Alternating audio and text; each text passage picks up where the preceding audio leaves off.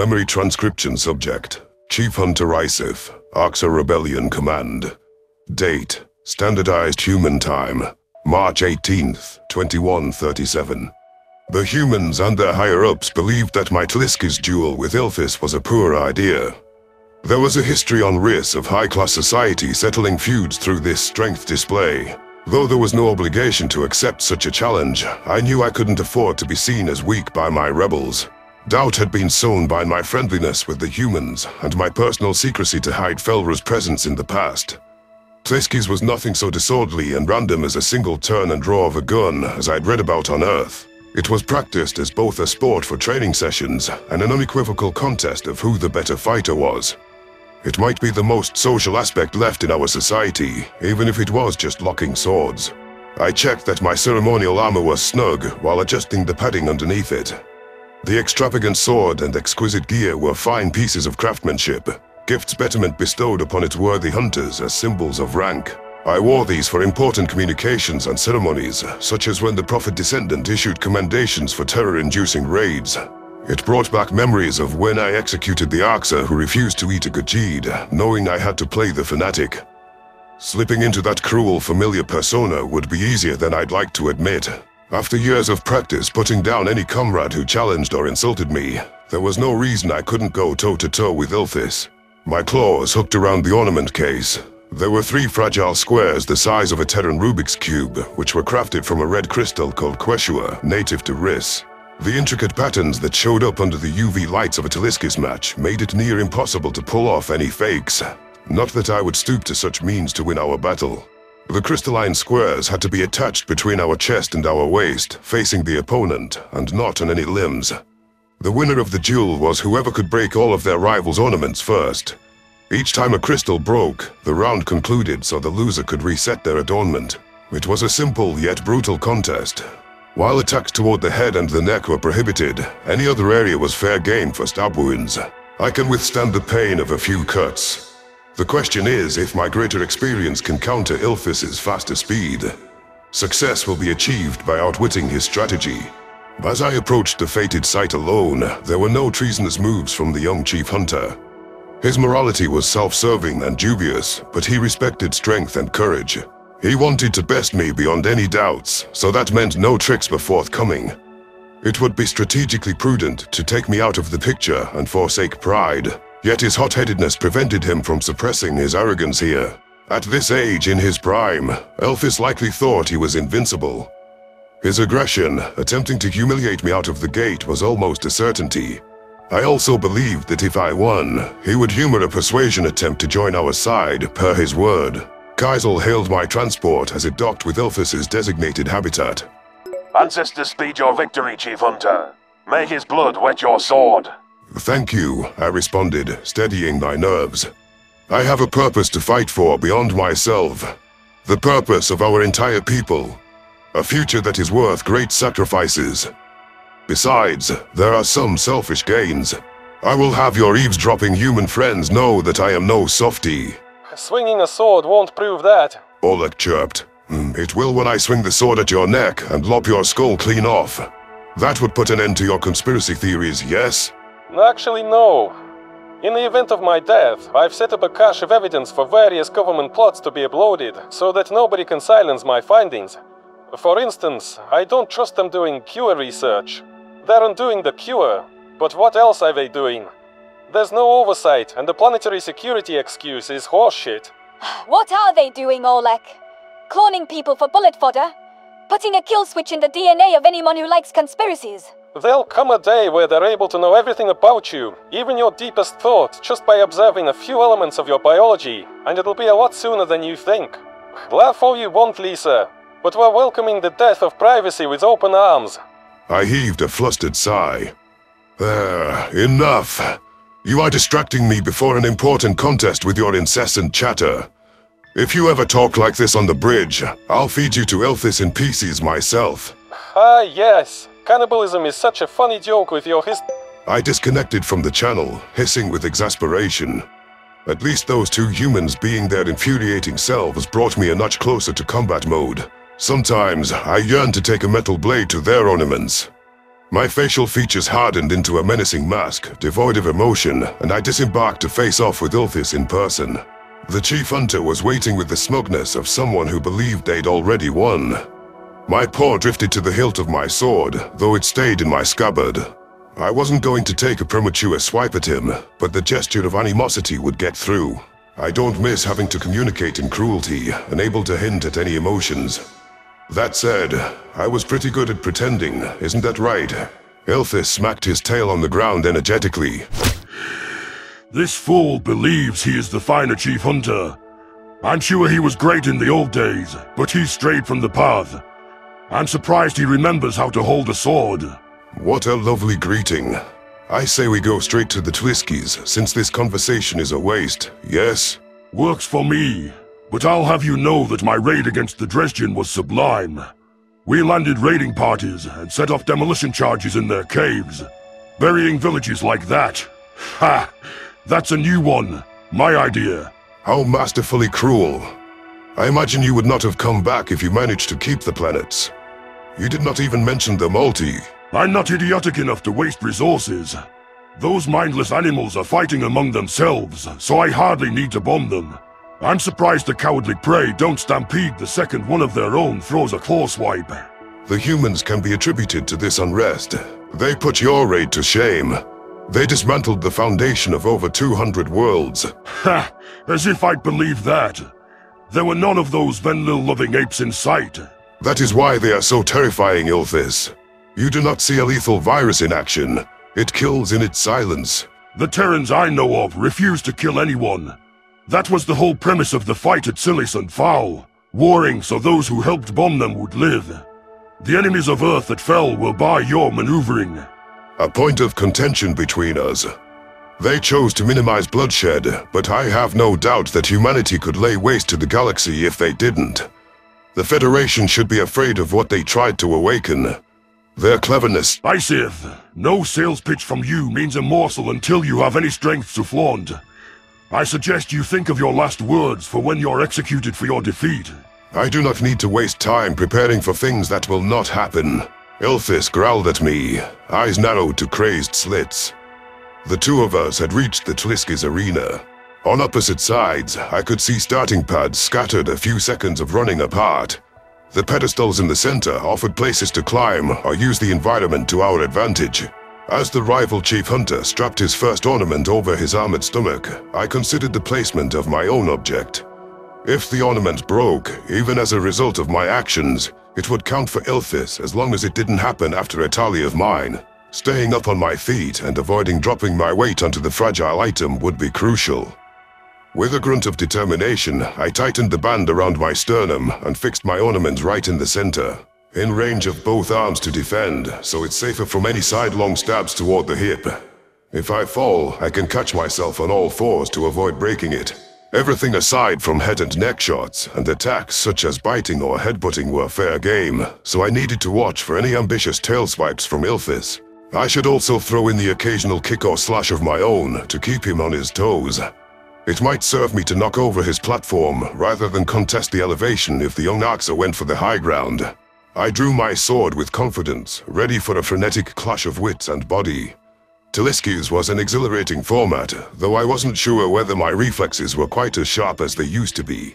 Still, my experience was nothing to laugh at, and I was certain I could outthink any Dominion lackey. A cautious approach would take the wind out of his sails, along with granting me insight into his strategy. I stepped onto the starting pad and lowered myself to a lunging stance. With my body facing toward the ground, the ornament would be angled away from Ilthis. The other chief hunter was going to meet only my sword, and if my head was facing him, he couldn't swing at it without being disqualified. If my head was intentionally maneuvered in the path of a blow, that was the sole way it could be ruled a fair shot. I lashed my tail to signal readiness, and Ilthis did the same. The young chief hunter had no sooner smacked his pad with force before he raced toward the pedestals, cresting one as tall as an Arxa without using the lower platforms as stepping stools. He stared me down from the powerful vantage point, realizing I was staying put. Coward! What? You're frozen like prey! Going to wet yourself and faint! Ilthis jeered. The chief hunter lunged with staggering power from his hind legs, leading sword first. With the pointed tip blazing toward me, I was doubtful I could parry his blistering momentum. There was no time to sidestep before Ilthis landed nearly atop me. Careful to keep his maw turned away from me, his sword finished its trajectory. The young Oxer wasn't aiming for the ornament I guarded, instead driving his blade into my thigh. I staggered from the pain, shoving him away with the pommel. My rival landed with grace on all fours, absorbing the momentum through his paws and keeping the crystal strapped to his stomach safe. He took crazed swings toward my Queshua token, and though I saw his tail coming, I could barely fend off the sword by itself. My hind legs were swept out from under me with a brutal slash. It was all I could do to keep my blade from clattering to the floor. Ilthis scrambled toward me, wrapping his tail around my weapon. He wrenched it from my dazed grip, ignoring how the sharp edges lacerated his skin. A gloating glint shone in his eyes as he shattered my crystal into tiny fragments with an unnecessarily forceful swing. I could feel the impact through my armor and struggled to shake it off. After collecting my weapon, I disguised my limp on my walk to the ornament collection. Failure to reset quickly was considered forfeiture. I donned my new cube and hustled back to the pad. With how impressive my opponent's aggression was, I could see why he climbed the ranks at a young age. I lashed my tail. "Is that the best you can muster?" Ilthis signaled his readiness, and this time I opted not to wait for him to come to me. I sprinted toward the pedestal at the same time as him, weaving around the column while keeping low to the ground. The chief hunter had climbed the platform again, but was unable to get a clean stab at me. He twirled in my direction, just as I wildly swatted with my sword toward his belly. My rival's blade moved in a blur, an instinctual response. His reaction was near instantaneous, deflecting my brazen attempt. I scrambled backward as he rolled to the ground and tracked his movements and cues. His legs tensed before he dashed toward me. Forget the ornament. I need to cripple him and limit his speed. I feinted a swing at his crystal before thrusting my blade into his knee and twisting. Ilthis howled, but had the presence of mind to hold my blade in his wound. I couldn't pull it away without giving him clean access to my crystal, so I released my grip. Crimson blood gushed from his deep gash as he ripped the weapon out. The chief hunter favored his leg so much that he barely put weight on it. The young Oxer crossed my blade with his own, flaunting his dual wielding. I couldn't conjure any unarmed strategies. It might be best to break my crystal on purpose, get my sword back for the next round, and avoid further injuries. But that would leave me with one crystal. Was I that confident? My leg was injured from its own stab wound, though it was less destabilizing. I was without a weapon, left to defend myself with my arms, and a nimbleness that was long gone. The possibility of my total defeat crossed my mind, but I recognized that this was the best strategic option, even if my pride spurred me to keep pressing. The humans had taught me anything could be a weapon. Everything but the kitchen sink. I ripped the ornament from my chest and hurled it at Ilthis. If I was going to destroy it, I might as well rain glass shards on his other leg. Oxer might not have Terran's arm torsion, but chucking an object at the ground was within my capabilities. The chief hunter snarled at my opportunistic forfeiture, losing his footing when pain shot up his good leg. He stayed down for several seconds, still not standing after I donned my last crystal. "My sword," I demanded, snatching it from his grip. "You cannot fight on, Ilthis." The chief hunter used his own blade to prop himself up and leaned on it to stagger back to his pad. He lashed his tail in defiance, raising his sword into a defensive posture. I signaled my readiness while collecting my wits. This was now a must-win duel, but Ilthis looked hobbled after the previous round. As the new sequence commenced, it was my enemy remaining stationary in his starting spot, grimacing as he stood. The Oxer was flexing the leg that the ornament shattered against, but the other limb had lost its functionality altogether after the surgical cut. He brandished his sword with frustration, snarling. I took my time stalking forward and kept just out of range, moving from side to side so he was forced to turn awkwardly. The longer this went on, the more Ilthis would be testing his exhausted pain tolerance. I faked a lunge forward, laughing as he made a frantic sword move to block. I moved just within range and swiped toward the ornament, connecting with his metal weapon on purpose. While my rival struggled to bat away my blade, my tail snapped his better leg out from under him. All of his weight was thrown onto the wounded limb, causing him to shriek in anguish. His focus waned as he fell, and I snaked my sword around his to break a crystal. The chief hunter took several attempts to get up and stewed as he realized he needed to walk to retrieve a new item. The only prize of a loss is to talk about something that will benefit you, I said. Forfeiture would spare you the pain. You can go get treatment. Ilthus almost hopped one-legged over to his box. I should have watched for the limb cut a round ago, but Adastra fights on. All I need is to break one more ornament of yours. You're still slow, old, and weak to be empathizing with my pain.